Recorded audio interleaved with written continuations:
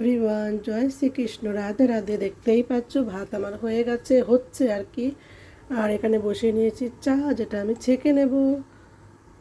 ছেলে মেয়ের এসছে জ্বর, তাই ওদেরকে একটু চা করে দেব। বানাবো আজকে গরম মশলা, তাই নিয়ে নিয়েছি গরম মশলার ইনগ্রিডিয়েন্টস। আছে রাঁধুনি, ধনে, জিরে, পোস্ত, তেজপাতা, বড় এলাচ, ছোট এলাচ, গোলমরিচ, গোলমরিচ, লবঙ্গ, জয়িত্রী, জায়ফল, আছে মৌরি, আছে শুকনো লঙ্কা, আর দিতে হবে ছোলা ডাল, আছে জিরে, আর আছে ডালের ছোলার ডাল দিয়ে দিলাম। এবার এটাকে আমি মিক্সি করে নেব। প্রায় 2-3 মাস আমার চলে যাবে এতগুলো গরম মশলা। আর এটাকে বলে শাহি গরম মশলা। তোমরাও কিন্তু বাজার থেকে গরম মশলা না কিনে এইরকম বাড়িতেই তৈরি করে নিতে পারো, তাতে টেস্ট আর গুণ দ্বিগুণ হয়, আর কোনো ভেজাল থাকে না, ভেজাল মুক্ত। দেখতেই পাচ্ছ, সুন্দর ঘরে বানিয়ে নেবে। কোনো ড্রাই রোস্টও করতে হবে না, জাস্ট ডিরেক্ট ওটা মিক্সচারে দিয়েই আমি বানিয়ে নেব। আর ড্রাই রোস্ট করলে একটু ভাজা ভাজা গন্ধ হয়, ভালো লাগে না, কিন্তু ড্রাই রোস্ট করতে হয় না, সুন্দর এটাতেই হয়ে যাবে। তোমরা বাজার থেকে গরম মশলা না কিনে এইভাবে বাড়িতে বানিয়ে 3 মাস স্টোর করে রাখতে পারো ফ্রিজে। আর আমাদের এখানে তো ঠান্ডা সব সময়, তাই আমি নর্মালি রেখে দিই। আর তোমরা কিন্তু ফ্রিজে রাখতে পারো, তাতে কিন্তু গুণাগুণটা সুন্দর থাকবে। কাচের বয়মে অবশ্যই রাখবে। আর এই দেখো, এখন মিক্সিতে এটা দিয়ে দেবো। মিক্সিতে দেওয়ার পরে কালারটা, শুকনো লঙ্কাটা একটু বেশি করে দিয়েছি, কালারটা সুন্দর হবে।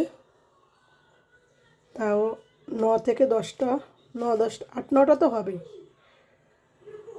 ওকে বন্ধুরা, দেখো ড্রাই করার পর কেমন হচ্ছে। প্রায় এতগুলো হয়ে গেছে, বড় জারে নিয়েছি, এতগুলো মশলা হয়ে গেছে।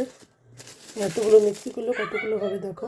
দারচিনি, লবঙ্গ, ছোটো এলাচ, এগুলো তো বলতে ভুলে গেছি। এই দেখো, আমার মিক্সচারটা কিন্তু হয়ে গেছে, আর সুন্দর কালারটা এসছে গরম মশলার। এবার এটা আমি এই জারটায় ভরে রাখবো। এই দেখো বন্ধুরা, প্রায় 1 জার হয়ে গেছে। প্রায় 3-4 মাস তো হামেশা এটাতে হয়ে যাবে আমার। সুন্দর গরম মশলা ঘ্রাণটা কিন্তু হেভি সুন্দর এসছে, যার অতুলনীয় ঘ্রাণ, হোমমেড গরম মশলা। ওকে বন্ধুরা, দেখতে থাকো সারাদিন কি করছি। আর মিক্সি করছি 1 সপ্তাহের জন্য জিরে, ধনে, শুকনো লঙ্কা, কাঁচা আদা আর কাঁচা লঙ্কা, কটা দিয়ে পেস্ট করে নেবো রাঁধুনি। এটা সারা সপ্তাহে আমি সব কিছুতে দিয়ে দিয়ে রান্না করে নিই ঝটপট। তোমরাও কিন্তু চাইলে এরকম 1 সপ্তাহের মশলা বানিয়ে ফ্রিজে রেখে দিতে পারো। যখন রান্না করলে বের করলে আবার ফ্রিজে রেখে দিলে তাতে কোনো নষ্ট হয় না, খুব ভালো থাকে। আমি এইভাবেই করি। স্যালাড কাটা হয়ে গেছে, মুসুরির ডাল ভিজিয়ে রেখেছি, মুসুরির ডাল দিয়ে করব সজনে ডাঁটা, আলু, উচ্ছের, টমেটো দিয়ে একটা তরকারি। দেখতে থাকো, সঙ্গে থাকো। দিয়ে দিয়েছি কড়াইতে তেল, এখন কালো জিরা ফোড়ন দিয়ে দেবো। আর এই দিকটায় বড়াটা ভাজবো, বড়াটা একটু পরে ভাজবো, এখন আমি বাটছি। আর এই সবজিটা আগে ভেজে মশলাটা কষিয়ে নিই, ততক্ষণে বড়াটা ভাজাও হয়ে যাবে।